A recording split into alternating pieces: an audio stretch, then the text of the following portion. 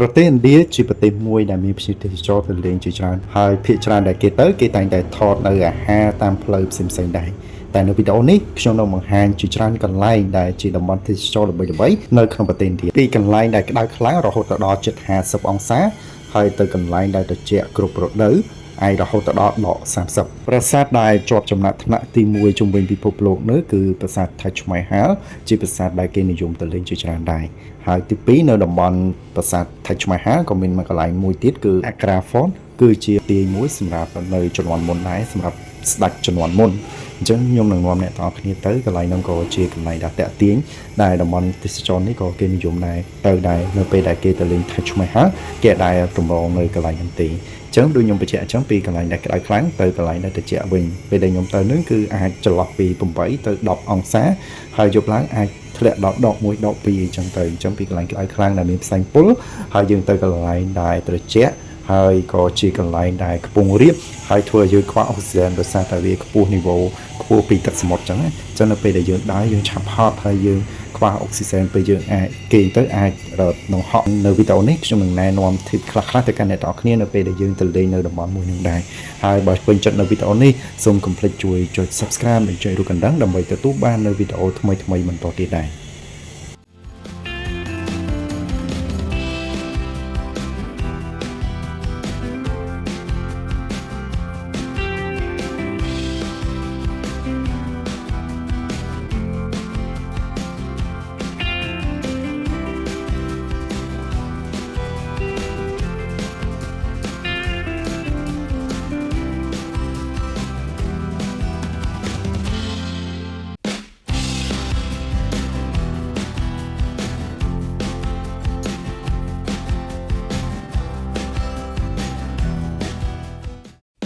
ជំរាបសួរអ្នកទាំងអស់គ្នាសូមស្វាគមន៍មកកាន់ Channel រតនលោកនឹងនាំអ្នកទាំងអស់គ្នាទៅជុំវិញពិភពលោកហើយខ្ញុំនឹងប្រាប់ពីរបៀបក្នុងការធ្វើដំណើរទៅក្រៅប្រទេសដែលអ្នកទាំងអស់គ្នាចង់ទៅដល់នោះដែរខ្ញុំនឹងបង្ហាញពីការរៀបចំឯកសារនីមួយៗប្រសិនបើអ្នកទាំងអស់គ្នាមានចម្ងល់អាចតាក់ទងមកកាន់ Page Facebook ឬ Channel របស់ខ្ញុំ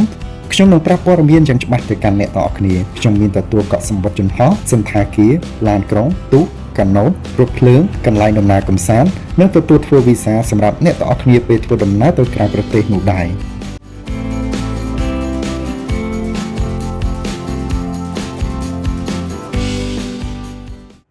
សួស្តីទៅកាន់អ្នកទាំងអស់គ្នានេះជាវីដេអូរបស់ខ្ញុំដែលខ្ញុំបានធ្វើដំណើរទៅកាន់ប្រទេសឥណ្ឌាតាំងពីឆ្នាំមុនហើយនៅពលានចាស់គេអត់ទាន់បានដូរទៅពលានថ្មីទេហើយខ្ញុំបានចូលទៅ check in ហើយអស់ហើយទទួលបាននៅ boarding pass ហើយគឺយើងត្រូវទៅដកពន្ធពលានដែលខ្ញុំបានចូលលំបាញ់មិញអញ្ចឹងណាហើយឥឡូវនេះខ្ញុំបានចូលទៅក្នុងទៅរកនៅ gate ដើម្បីរងចាំឡើងយន្តហោះដែរគម្រោងនេះគឺអត់បានគិតថានឹងត្រឡប់ទៅទេដោយសារតែពេលដែលខ្ញុំបានធ្វើដំណើរទៅកាន់ប្រទេសឥណ្ឌាហ្នឹងគម្រោងរបស់ខ្ញុំគឺចំថ្ងៃដែរប្រទេសឥណ្ឌានិងប៉ាគីស្ថានមានបញ្ហាជាមួយនឹងគ្នាដែរហើយកន្លែងដែលខ្ញុំត្រូវទៅដើរលេងហ្នឹងគឺនៅតំបន់លេឡាដាដែលជាប់នឹងតំបន់កាស្មៀអញ្ចឹងខ្លាចវាមានបញ្ហាហើយម៉ោងដែលពួកខ្ញុំត្រូវទៅហ្នឹងគឺពេលដែលម៉ោងមុនឬក៏ថ្ងៃមុនហ្នឹងគឺលុបជើងអាហារអត់មានការជើងអាហារនៅថ្ងៃមុនដែលខ្ញុំទៅទេអញ្ចឹងថ្ងៃដែលខ្ញុំទៅហ្នឹងគេអត់បានថា concert ឬក៏យ៉ាងម៉េចទេតែប្រហែលជាប្រហែលថ្ងៃក្រោយមកក៏គេបានសម្របសម្រួលឡើងវិញទៅក៏យើងសម្រេចចិត្តក្នុងការធ្វើដំណើរទៅកាន់ប្រទេសឥណ្ឌាទៅហើយឥឡូវនេះកុំនិយាយអីច្រើនទេព្រោះដោយសារតែរឿងវាហួសហើយតែខ្ញុំចង់បញ្ជាក់ថាគឺខ្ញុំតែងបានសម្បត្តិភ្លាមគឺយើងត្រូវតម្រូវទៅចូលទៅក្នុងប្រទេសសិង្ហបុរីដែរអញ្ចឹងវីដេអូផ្សេងៗដែលខ្ញុំបានធ្វើដំណើរទៅកាន់ប្រទេសសិង្ហបុរីក៏បានធ្វើឲ្យហើយដែរអញ្ចឹងអ្នកទាំងអស់គ្នាអាចចូលទៅចែកមើលនៅក្នុង Channel របស់ខ្ញុំពីការដែលយើងធ្វើដំណើរជិះយន្តហោះហ្នឹងយ៉ាងដូចម្តេចខ្លះពេលទៅដល់សិង្ហបុរីហើយខ្ញុំបានធ្វើអីទៀតអ្នកទាំងអស់គ្នាអាចមើលនៅវីដេអូរបស់ខ្ញុំមួយទៀតបានដែរចា៎នេះខ្ញុំគ្រាន់តែបង្ហាញខ្លះៗនៅពេលដែលយើងបានធ្វើដំណើរចូលទៅក្នុងប្រទេសសិង្ហបុរីទេជារយៈពេលប្រហែលជា2ម៉ោងឥឡូវនេះយើងក៏មកដល់ប្រទេសសិង្ហបុរីនៅក្នុងពលានឆាំងជីហើយអញ្ចឹងយើងមកដល់ហ្នឹងគឺម៉ោងជិត11យប់ហើយសម្រាប់អតិថិភ្លើងចូលនៅក្នុងក្រុងក៏គេបានផ្អាកដែរដោយសារតែគេបិទត្រឹមម៉ោង11 ចឹងមានអីក្រៅពីគេនៅក្នុងពលានទេចឹងបើយើងជិះតាក់ស៊ីគឺអស់ច្រើនមែនទែនចឹងយើងក៏សម្រេចចិត្តគេនៅក្នុងពលានដែរចឹងបើអ្នកអស់គ្នាចង់គេនៅក្នុងពលានចង់សួរពីតម្លៃអូតែនៅក្នុងពលានអាច comment សួរនៅខាងក្រោម Channel របស់ខ្ញុំឬក៏ចូលក្នុង page Ben Traveler ទៅពួកខ្ញុំនឹងរីករាយប្រាប់ទៅកាន់អ្នកទាំងគ្នាដែរប៉ុន្តែនៅក្នុងពលានមានអីចាប់អារម្មណ៍ដែរថាហើយវីដេអូមុនក៏ខ្ញុំបានបង្ហាញដែរថាពេលដែលចូលនៅក្នុងពលានហើយការយើងដើរលេងនៅក្នុងពលាននោះវាមានអីគេខ្លះដែរនេះជាគ្រាន់តែវីដេអូបង្ហាញ ខ្លះដែលពេលដែលខ្ញុំចូលនៅក្នុងពលានឆាន់ជីឥឡូវនេះក៏ព្រឹកព្រលឹមឡើងហើយក៏ចូលទៅ check in ដែរព្រោះដោយសារតែនៅក្នុងពលានរបស់សិង្ហបុរីគេអាចអនុញ្ញាតឲ្យយើង check in បានលឿនដែរអញ្ចឹងដោយសារតែខ្ញុំមានពេលកន្លះថ្ងៃចង់ទំនេរចោលឬក៏អត់ចង់អង្គុយលេងទេដោយសារតែយើងទិញសំបុត្រអស់ថ្លៃដែរទោះសិង្ហបុរីយើងមកពី3ដងក៏ដោយក៏យើងចូលទៅលេងនៅក្នុងក្រុងញ៉ាំអីថតរូបភាពខ្លះដែរដូចជាវីដេអូមុនខ្ញុំបានបង្ហាញអញ្ចឹងនិយាយហើយនិយាយទៀតអញ្ចឹងណាបាទអញ្ចឹងយើងក៏ដើរមើលតែនៅក្នុងនឹងខ្លះអីខ្លះទៅហើយក៏យើងទៅមើលកន្លែងទឹកជ្រោះដែលនៅក្នុងពលានឆាន់ជីនឹងប៉ុន្តែដោយសារតែម៉ោង9ព្រឹកគេអត់ទាន់បានបើកទឹកជ្រោះធ្លាក់អីទេអញ្ចឹងអ្នកនរគ្នាឃើញអត់នឹងកន្លែងហ្នឹងគឺកន្លែងគេដែលបើកទឹកជ្រោះប៉ុន្តែដោយសារតែយើងងើបពីព្រលឹមអញ្ចឹងស្មើហ្នឹងគេអត់ទាន់បើកទេដល់តែថ្ងៃឡើងបានមានទឹកជ្រោះមានអីអញ្ចឹងយើងក៏ធ្វើដំណើរតាមរយៈអតិភ្លើងចូលមកក្នុងក្រុងបាទនេះនៅកណ្ដាលក្រុងរបស់គេបងប្អូនអញ្ចឹងភាគច្រើននៅក្នុងរឿងរបស់សិង្ហបុរីអ្នកទាំងអស់គ្នាតែងតែឃើញគេនិយមថតនៅកន្លែងហ្នឹងឯងព្រោះដោយសារសិង្ហបុរីទូជាងយើងឆ្ងាយមែនតើអញ្ចឹងគឺសូម្បីតែរឿងក៏ថតនៅកន្លែងដដែលដែរអញ្ចឹងពេលដែលយើងមកក៏យើងមកដើរលេងនៅតែកន្លែងដដែលដែរវាអត់មានអីថ្មីទេដោយសារតែមានកន្លែងដើរលេងណាដែលថ្មីទេអញ្ចឹងយើងមានពេលកន្លះថ្ងៃក៏ចូលមកលេងមកញ៉ាំអីអញ្ចឹងទៅបាទអញ្ចឹងយើងក៏ដើរនៅក្នុងក្រុងហ្នឹងមើលនៅទស្សនវិជ្ជាក្រុងគេព្រោះយើងខានមកយូរដែរចង់ 3-4 ឆ្នាំដែរគ្រាន់តែពេលខ្លះយើងគ្រាន់តែឆ្លងកាត់ទេយើងក៏បានដើរលេងនៅក្នុងប្រទេសហ្នឹងដែរបាទអញ្ចឹងគឺមានអីទេគ្រាន់តែមកនៅក្នុងប្រទេសសិង្ហបុរីគឺមានតែអាគារដែលខ្ញុំភិជាខ្ញុំហៅអាគារទូក3អញ្ចឹងដោយសារតែនៅខាងលើនោះមានដូចទូកអញ្ចឹងទៅកប៉ាល់អីហើយអាគារហ្នឹងវា3ជាប់គ្នាហើយបន្តមកទៀតយើងទៅកន្លែងរូបតោកតុយត្រីអីចឹងយើងទៅថតនៅកន្លែងហ្នឹងដែរចឹងគេហៅថារូបសឹងកតុយត្រីអីចឹងទៅបាទប៉ុន្តែថ្ងៃដែលខ្ញុំទៅហ្នឹងគឺបងប្អូនគឺក្តៅខ្លាំងមែនតើប៉ុន្តែពេលមុនចេញពីអាទិភ្លើងហ្នឹងមកគឺភ្លៀងខ្លាំងមែនតើគាត់តែដើរបាសបន្តិចគឺបើកថ្ងៃវិញក្តៅខ្លាំងមែនតើហ្មងបងប្អូនបាទអញ្ចឹងឥឡូវនេះយើងក៏មកដល់កន្លែងរូបក្បាលតោកតុយត្រីឯងគឺដំណើរឲ្យប្រទេសសិង្ហបុរីបងប្អូននៅពេលដែលទៅលើកទី1គឺឃើញកន្លែងហ្នឹងគឺរំភើបព្រោះដោយសារតែយើងធ្លាប់ឃើញតែតាមរយៈវីដេអូរបស់គេឬក៏នៅក្នុងរឿងអីប៉ុន្តែពេលបានមកដល់ឃើញផ្ទាល់គឺវាស្អាតហើយក៏ចាប់អារម្មណ៍យ៉ាងដែរហើយបើសម្រាប់ឥឡូវវិញគឺមកដូចជាធម្មតាទេព្រោះដោយសារតែយើងឃើញនៅទេសភាពឬក៏យើងបានទៅកន្លែងផ្សេងប្រទេសផ្សេងហើយក៏យើងមកកន្លែងនោះជួយច្រើនដងដែរចឹងនៅពេលដែលមើលអីហើយថតរូបហើយក៏សម្រាប់ហើយទៅអង្គុយញ៉ាំកាហ្វេអីហើយអស់ក៏ចូលទៅក្នុងអាទិភ្លើងមកពលានដោយសារតែគម្រោងរបស់ខ្ញុំចង់ដើរលេងនៅក្នុងពលានរបស់សិង្ហបុរីឆាន់ជីហ្នឹងដោយសារតែវាល្បីនៅទឹកជ្រោះដែលនៅក្នុងពលានហ្នឹងអញ្ចឹងកន្លែងហ្នឹងគឺស្អាតមែនទែនហើយទាក់ទាញហើយកន្លែងដែលយើងធ្វើដំណើរគឺយើងត្រូវជាអាទិភ្លើងមួយទៀតហើយជាអាទិភ្លើងហ្នឹងគឺមិនមែនទៅ terminal អីណាទេគឺចង់ជីកកាត់ចូលនៅក្នុងកន្លែងទឹកជ្រោះគេធ្លាក់ហ្នឹងបងប្អូននោះកន្លែងពងមូនៅកណ្ដាលហ្នឹងហើយកន្លែងហ្នឹងគឺតំបន់គេ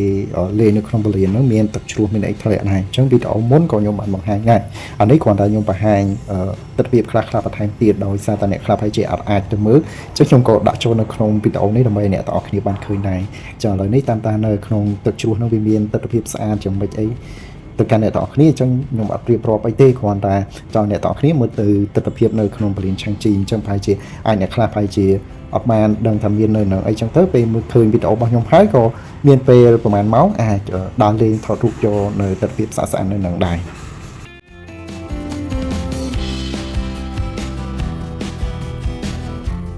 ចឹងឥឡូវនេះបានមកដល់ gate នេះ gate ដែលខ្ញុំចូលគឺ gate ទី4ទៅចាំនៅពីមុខយន្តហោះធំ2ជាន់តែម្ដងបងប្អូនបាទស៊ីពូអេឡាជិះលើកទី1ហើយជិះបាន2ជាន់ទៀត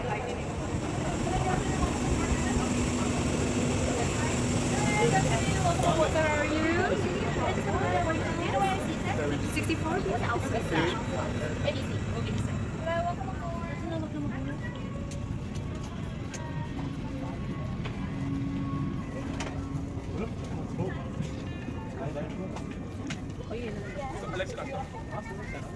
Bạn cho màu cối đỏ ấy này lại cho màu hay là trang sát dùng cho nó không còn đó chỉ làm nó chỉ mà đòn thì bạn đôi nhôm bạch dạng trắng cứ dùng chỉ làm màu bị sang cua đó tên tía cứ dùng vào để dẹp về làm màu và trắng cứ chẳng là chương còn mình sẽ thôn đây được sao ta dương chỉ dùng hot thông trắng bị miền ekran là bởi dương chọn mưa រឿងមើលអីចឹងទៅប៉ុន្តែមុននឹងឡើងគេមានវីដេអូដើម្បីបង្ហាញពីរបៀបនៃការដែលយើងទៅនៅក្នុងចំហហ្នឹងពេលដែលមានបញ្ហាអីយើងត្រូវធ្វើយ៉ាងម៉េចត្រូវគ្រប់គោលការណ៍របស់គេអីចឹងទៅដូចជាពាក់ខ្សែក្រវ៉ាត់លើកៅអីដើរមើលលើអីចឹងណាបាទអញ្ចឹងគេមានសេចក្តីណែនាំអីចឹងទៅអញ្ចឹងវ៉ាលីអីឬក៏កាបូបអីគឺយើងត្រូវដាក់នៅខាងលើកាបូបទៅយើងត្រូវដាក់នៅចុងជើងយើងកុំឲ្យយើងកាន់អោបអីចឹងទៅពេលឡើងចន្លោះដែរបាទឥឡូវនេះចន្លោះបានហោះឡើងទៅលើហើយបងប្អូនទីទៀតគេក៏បំរើអាហារឲ្យយើងដែរ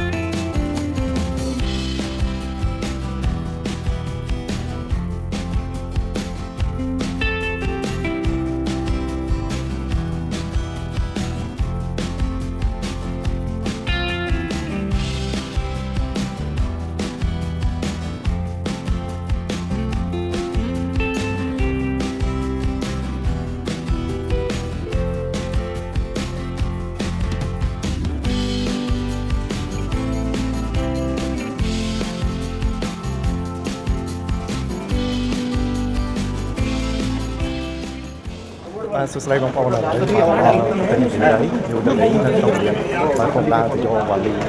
យើងត្រូវទៅដើរទៅយកនៅឡើយណាវ៉ាលីដែលពួកខ្ញុំយកហ្នឹងគឺនៅកន្ថលរបស់គេនៅលេខ13ចឹងចូលទៅគាត់ដែរហើយយើងធ្វើវីសាហើយយើងទៅកន្លែងអ៊ីវីសាហើយទៅយកមកហើយអត់មានសួរអត់មានសួរអី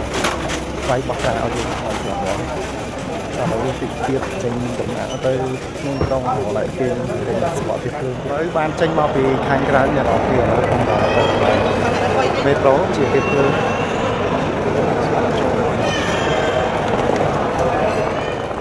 ដោយសារតែដូចជាពេលចូលទៅសិង្ហបុរីអញ្ចឹងគឺខ្ញុំបានមកដល់យប់ដូចគ្នាដែរអញ្ចឹងគឺយើងសម្រុកតែទៅរកនៅកន្លែងគេងទេហើយរងចាំអាទិត្យភ្លើងដល់អាទិត្យភ្លើងយកមកយើងក៏ឡើងទៅសួស្តីនេះឥឡូវជាថ្ងៃទី1នៅឥណ្ឌាហើយនៅពីប្រឡំពលទៅឡើងយើងធ្វើមកជាមួយគាត់នេះផ្លូវមុនគឺអស់ខ្លាញ់ហ្នឹងថាគេមានមានអីឆ្លៅហ្នឹងហើយខ្ញុំដើរទៅកន្លែងចំណតទឹកភ្លើងប៉ុន្តែមិនសិននេះបានមើលហៅយើងហើយនោះនាំអ្នកនរគ្នាទៅកន្លែងទៅឆ្មាច់ហៅតែកន្លែងនេះវាលើស្ថាប័នចាស់តាំងដោយសារតែខ្ញុំពួកខ្ញុំពេលមកដល់ភ្លាមគឺយើងបានទៅមើលកន្លែងណាដែលយើងត្រូវជាទីភ្លើងជាអីហើយអស់ហើយលេខប្រមាណអីហើយអញ្ចឹងយើងបានដឹងហើយដោយសារតែយើងត្រូវងើបពីព្រលឹមម៉ោង6ព្រឹកដោយសារតែជីកទៅរៀងយូរដែរបានពីកន្លែងដែលយើងគេងហ្នឹងទៅប្រាសាទថាច់ឆ្មាហើយគឺរៀងឆ្ងាយដែរបាទអញ្ចឹងអ្នកទាំងអស់គ្នាគួរតែប្រុងប្រយ័ត្នដែរពេលទៅកន្លែងហ្នឹងដូចរៀងមើលទេរៀងពិបាកអីដែរអញ្ចឹងគួរតែប្រុងប្រយ័ត្នដល់ខ្លួនឯងទៅដោយពេលកន្លែងលក់សបុតអាទីភ្លើងលក់អីអញ្ចឹងមានពួកគាត់អ្នកខ្លះគាត់លក់ចាយចាយអីអញ្ចឹងប៉ុន្តែខ្ញុំមិនដឹងថាតើសបុតនឹងពិតប្រាកដឬក៏មិនពិតប្រាកដអីទេប៉ុន្តែស្រេចលើអ្នកទាំងអស់គ្នាដែរប៉ុន្តែពួកខ្ញុំសម្រាប់ចិត្តគឺទិញនៅ counter របស់គេមកទៅក៏យើងអត់បានទិញជាមួយនឹងពួកគាត់ទេទោះយើងតម្រង់ជួរឬក៏ពិបាកមិនគឺយើងត្រូវការទិញសម្បត្តិជាមួយនឹង counter របស់គេដែរឥឡូវគឺយើងបានចូលទៅក្នុងអាទិភ្លើងអីមានអីមួយយ៉ាងដែរទៀបភ្លើងឆ្លងខែតរបស់ពួកគាត់ហើយមានអ្នកខ្លះក៏ច្រៀងអីនៅក្នុងអាទិភ្លើងអីចឹងណាហើយនេះគេឲ្យជានំហើយនឹងតែអញ្ចឹងបើអ្នកទាំងគ្នាចង់ឆុងតែរបស់គេមានអីឲ្យហ្នឹងគឺគេមានអ្នកបម្រើទឹកក្តៅនៅលើអាទិភ្លើងហ្នឹងអញ្ចឹងទៅអញ្ចឹងគេដាក់កែវដាក់ទឹកក្តៅទៅយើងអាចឆុងបានដែរអញ្ចឹងជីប្រហែលជារយៈពេល3ម៉ោងអីដែរបានទៅដល់កន្លែងថៃឆ្មាហាងហ្នឹងពេលដែលជិះហ្នឹងយើងអាចមើលនៅទស្សនវិជ្ជានៅតាមដងផ្លូវមានផ្ទះអ្នកភូមិផ្ទះអ្នកស្រុកអីគេហើយដែលគេធ្វើដំណាំធ្វើអីចឹងទៅប៉ុន្តែដោយសារតែខ្ញុំអត់ថតច្រើនដោយសារតែទូរស័ព្ទហ្នឹងខ្ញុំខ្លាចឆាប់អត់ថ្មអីចឹងទៅអញ្ចឹងយើងអត់សូវថតច្រើនទេឥឡូវនេះបានមកដល់ស្ថានីយ៍នៅតំបន់ថៃឆ្មាហាងហ្នឹងហើយប៉ុន្តែយើងត្រូវជិះដូចជា5គីឡូពីស្ថានីយ៍ទៅនេះជាកន្លែងសបុតលក់អាទិភ្លើងការធ្វើដំណើរទៅវិញប៉ុន្តែពួកខ្ញុំអត់បានទិញទេដោយសារតែសម្បត្តិសួរនាំគេអត់យល់គ្នាហ្មងបងប្អូនប៉ុន្តែមានអ្នកខ្លះនាំយើងទៅទិញឬក៏អីដែរដូចនៅកន្លែងដែលខ្ញុំប្រាប់ទៅកាន់អ្នកទាំងគ្នាដែរអញ្ចឹងក៏ពួកខ្ញុំមើលទៅដូចញញ៉ៃស្ដាប់គ្នាអត់យល់ក៏យើងមិនសម្រេចចិត្តថាទិញទៅដោយសារតែគេមានឡានក្រុងមានអីដែរហើយចាំពេលចិត្តដល់មកចាំយើងមកទិញឬក៏មិនអញ្ចឹងណាតែយើងចាំដោះស្រាយទៅថែមទៀតទៅដោយសារតែយើងមានពេលគេនៅក្នុងក្រុងវិញទេអញ្ចឹងក៏យើងមិនសម្រេចចិត្តទិញទៅចានេះយើងក៏ចូលមកដល់កន្លែងតំបន់គេលក់សម្បត្តិដែរប៉ុន្តែសម្បត្តិនេះគឺមានជនជាតិអាស៊ីជនជាតិអឺរ៉ុបជនជាតិអីចឹងណាគេទៅតាមប៉ែកផ្សេងពីគ្នាដែរអញ្ចឹងពួកយើងគឺជនជាតិអាស៊ីអញ្ចឹងគេលក់តម្លៃសម្បត្តិហ្នឹងគឺដូចជាម្នាក់1100រូប៊ីរបស់លុយឥណ្ឌាអញ្ចឹងសម្បត្តិហ្នឹងថ្លៃគួរសមអីដែរប៉ុន្តែយើងក៏មកដល់ហើយគឺយើងត្រូវតែចូលទេដោយសារតែគឺយើងមិនអាចចូលទៅឃើញទេដោយសារតែពណ៌ដបង អីជុំវិញឲ្យដើរចូលទៅឆ្ងាយខ្លាំងមែនទែនដែរហើយនៅកន្លែងហ្នឹងក៏មានអ្នកដែលនាំសម្រាប់ទិញសំបុត្រឬក៏នាំកាយដែរយើងចង់ឲ្យលុយគាត់ប្រហែលក៏បានដែរសម្រាប់អ្នកដែលនាំកាយរបស់ខ្ញុំហ្នឹងគាត់ថាឲ្យលុយគាត់ក៏បានអត់ឲ្យក៏បានដែរអញ្ចឹងគាត់រៀងស្រួលដែរអញ្ចឹងសម្រាប់លើអ្នកទាំងអស់គ្នាទេបើចង់ឲ្យទៅកាន់ពួកគាត់ក៏ឲ្យទៅបើមិនចង់ឲ្យទេក៏ស្រេចទៅលើអ្នកទាំងអស់គ្នាដែរឥឡូវនេះយើងបានចូលមកដល់ក្នុងហើយ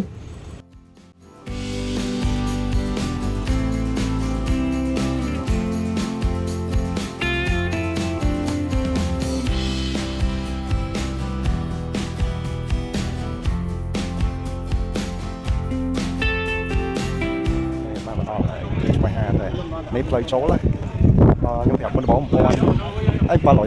ឡូវចូលបិទចាក់ស្ដាយគឺ1100ចូលទៅតាមសនក្នុងហ្នឹងអានេះកន្លែងផ្សារគេលក់អីពេលយើងមកចេញមកវិញយើងត្រូវចូលកន្លែងហ្នឹងចឹង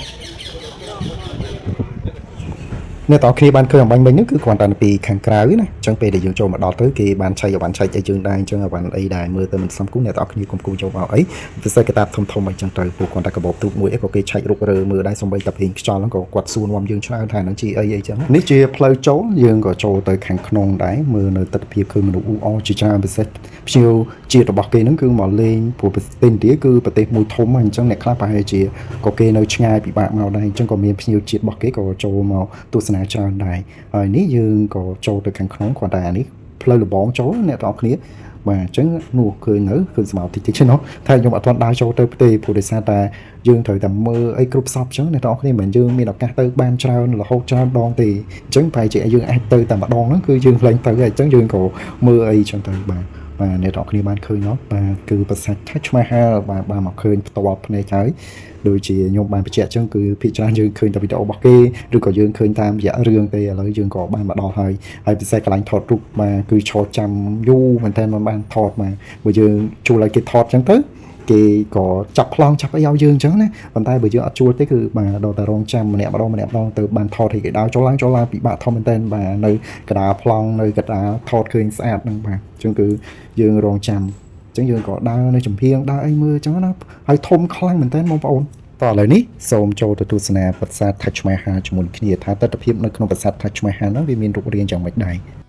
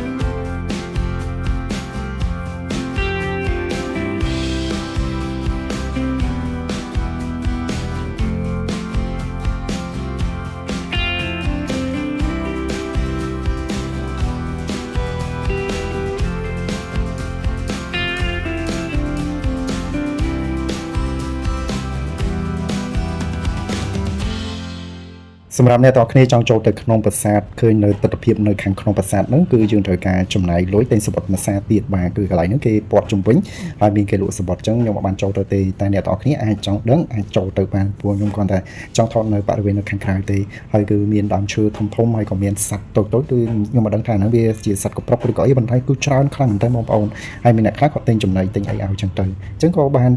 ចេញមកវិញហើយក៏យើងធ្វើដំណើរទៅកន្លែងទី2គឺ Agra Fort ជាកន្លែងមួយដែល បន្ទាយធំនៅចិត្ត Taj Mahal ដែរហើយក៏បានអ៊ំម្នាក់ដែលគាត់រត់កង់ដឹកភ្ញៀវដឹកអីនៅបរិវេណជុំវិញប្រាសាទ Taj Mahal ដែរអញ្ចឹងពួកខ្ញុំគិតថា2គីឡូយើងខ្ជិលដើរព្រោះដោយសារតែយើងដើរយើងឆ្ងាយដែរតែយកដឹងថាហ្នឹងជាចំណោទទេហើយយើងក៏ជិះគាត់ទៅហើយតម្លៃធូរទេបងប្អូនអញ្ចឹងបើអ្នកទាំងអស់គ្នាឃើញអ៊ំចាស់ៗអីហើយយើងអត់មានអីជិះយើងហៅពួកគាត់ជិះឬក៏គាត់មកសួរពួកយើងដែរអញ្ចឹងយើងក៏បានជូនថវិកាគាត់បន្តិចបន្តួចដែរពេលទៅដល់កន្លែង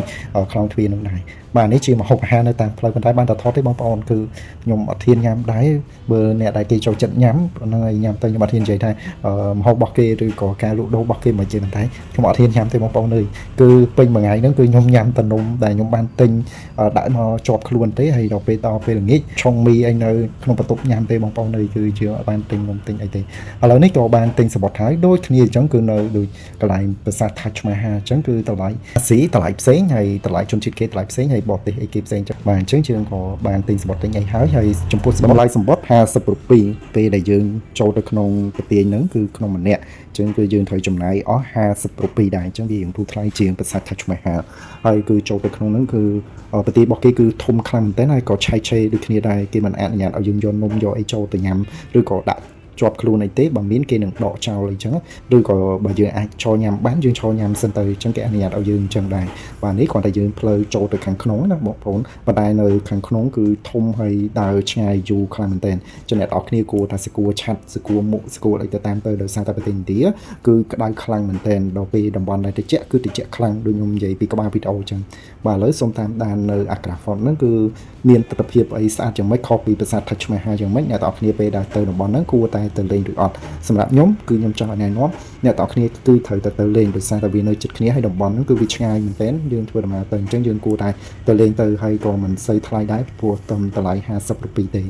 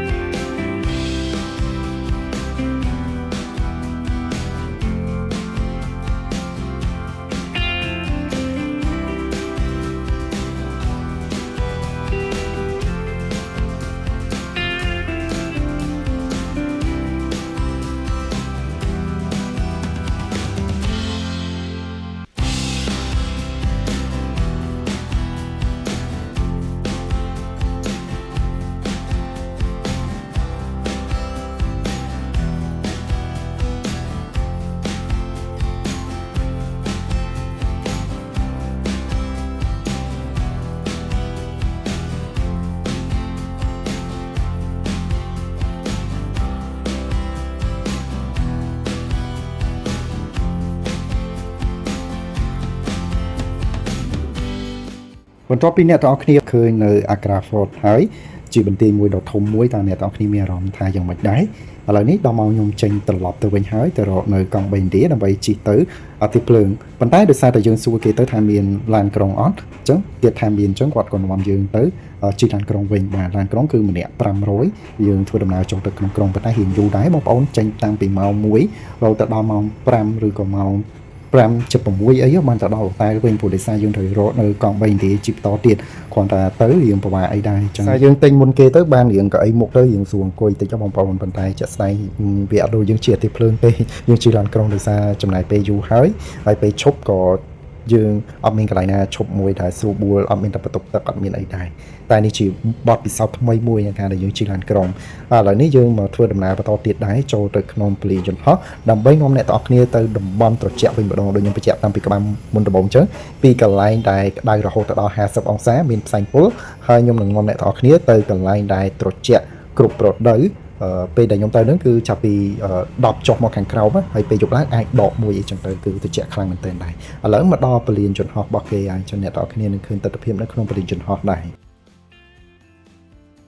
សួស្តីបងប្អូនឥឡូវបានមកដល់ពលាននៅហោះអាពលាន Terminal 1 ណាហោះទៅលេនេះTerminal 1មកគេអូគេស្អាតណាស់ឡូយមានអីចឹងបន្ទាប់ពីយើងបាន check in check អីហើយអស់ទទួលបាន boarding pass ហើយយើងក៏ដើរមើលនៅក្នុងពលានរបស់គេពិសេសយើងត្រៀមអាហារសម្រាប់ញ៉ាំបាទអញ្ចឹងយើងក៏លេចឃើញ McDonald បាទអត់ចាំអីយូរទេគឺយើងឡើងទៅភ្លាមទៅរកអាហារញ៉ាំសិនបាទអញ្ចឹងយើងក៏កំងញ៉ាំអីហើយអស់យើងក៏កំងទុកដើម្បីត្រៀមយកទៅញ៉ាំព្រោះយើងអត់ដឹងថានៅលេលដាក់នោះគឺមានអាហារមិនខ្លះទេអញ្ចឹងយើងក៏ត្រៀមទុកទៅញ៉ាំនៅក្នុងអត់តែដោយសារតែពេលទៅដល់លេក៏រៀងយប់ដែរ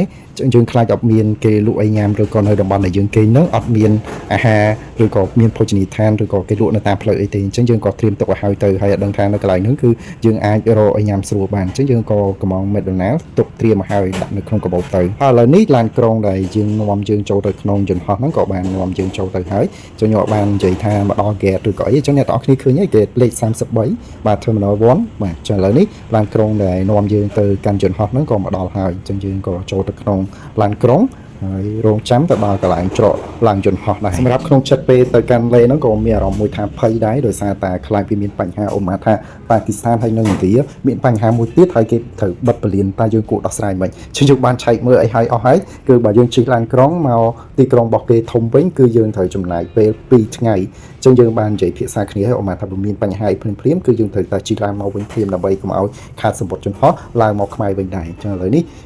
យើងក៏មានការបារម្ភអីនៅក្នុងចិត្តដែរប៉ុន្តែធ្វើមិនទេយើងត្រូវតែបន្ថយអីព្រោះដោយសារតែអីដែលយើងរៀបចំអីហើយអស់ហើយអញ្ចឹងបើអូម៉ាថាវាមានបញ្ហាម្ដងទៀតយើងត្រូវខាតច្រើនអញ្ចឹងយើងត្រូវតែគិតគូរជាមុនសិនដែរពេលដែលយើងសម្រេចចិត្តថាទៅឬក៏នៅអីចឹងបងប្អូនអ្នកគ្នាឃើញខ្ញុំពាក់ម៉ាស់ដោយសារតែវាមានផ្សែងពុលគឺមិនមែនចុះអាប់ទេបងប្អូនគឺផ្សែងពុលតែម្ដងគឺ PM 2.5 បាទអញ្ចឹងយើងត្រូវពាក់ម៉ាស់ពេលដែលយើងចេញពីឡានក្រុងមកគឺយើងមានអារម្មណ៍មួយថាធំក្លិនហ្មងអញ្ចឹងយើងត្រូវពាក់ម៉ាស់ពាក់អីស្គូទៅដើម្បីការពារសុខភាពរបស់យើងដែរឥឡូវនេះគេអនុញ្ញាតឲ្យយើងឡើងលើយន្តហោះហើយបាទខ្ញុំឡើងពីកតុយទៅមុនដែរអញ្ចឹងអ្នកនរគ្នាចាំមើលនៅទស្សនវិជ្ជារបស់ក្រុមហ៊ុនដែលហោះនៅក្នុងស្រុករបស់ប្រទេសឥណ្ឌាដែរថាយន្តហោះរបស់គេយ៉ាងម៉េចអីខ្ញុំនឹងបង្ហាញទៅកាន់អ្នកនរគ្នា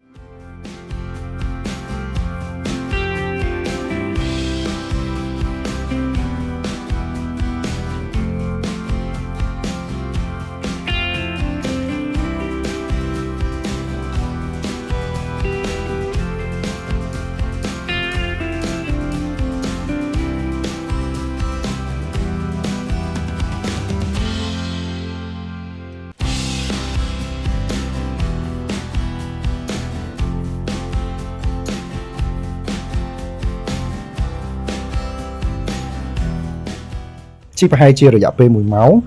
នេះតាមកញ្ចក់ពុកវិចឃើញសិតតែភ្នំតកកបាទយើងជិតបានទៅដល់តំបន់ត្រជាក់វិញម្ដងហើយពីកន្លែងក្តៅយើងនឹងទៅតំបន់ត្រជាក់វិញកន្លែងដែលខ្ញុំនាំអ្នកទាំងអស់គ្នាទៅហ្នឹងគឺនៅតំបន់លេហ្នឹងគឺមើលទៅតាមរយៈការសាសនាទំនៀមទម្លាប់ដូចនៅនេប៉ាល់ចឹងព្រោះដោយសារតែពេលយើងទៅឃើញប្រាសាទឃើញអីហ្នឹងគឺដូចជានៅតំបន់នេប៉ាល់ដែរចឹងបើអ្នកទាំងអស់គ្នាចង់ដឹងថាតើនៅតំបន់លេហ្នឹងគឺមានកន្លែងណាដែលយើងគួរទៅដើរកម្សាន្តហើយពេលដែលយើងទៅតើយើងគួរតែត្រៀមអ្វីខ្លះដែរពេលដែលយើងទៅកាន់តំបន់លេហ្នឹងអញ្ចឹងដោយសារតែវីដេអូនេះវាច្រើននាទីហើយចង់ជិត30នាទីដែរអញ្ចឹងខ្ញុំក៏កាត់វីដេអូទី2មួយទៀតខ្ញុំធ្វើនៅតំបន់លេដើម្បីឲ្យអ្នកទាំងអស់គ្នាបានដឹងដែរអញ្ចឹងជាចុងក្រោយខ្ញុំចង់បញ្ជាក់ទៅកាន់អ្នកទាំងអស់គ្នានៅពេលដែលអ្នកទាំងអស់គ្នាត្រៀមទៅកាន់ប្រទេសឥណ្ឌាអ្វីដែលអ្នកទាំងអស់គ្នាគួរតែមានគឺយើងត្រូវការមានវីសា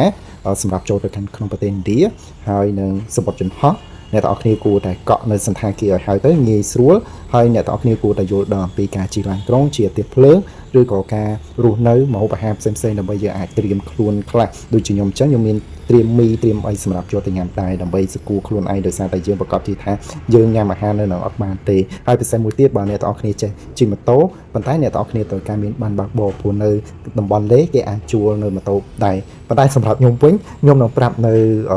ហេតុអីបើខ្ញុំអត់ជួលម៉ូតូអញ្ចឹងនៅវីដេអូក្រោយខ្ញុំនឹងប្រាប់ទៅកាន់អ្នកទាំងអស់គ្នាថាមូលហេតុអីដែលខ្ញុំអត់ជួលម៉ូតូដែរហើយពេលដែលទៅតំបន់លេអ្នកទាំងអស់គ្នាគួរតែយល់ដឹងប៉ុន្តែពេលទៅដល់ខាងអតៃគេនឹងបញ្យល់ប្រាប់ទៅថានៅតំបន់ហ្នឹងគឺត្រូវការ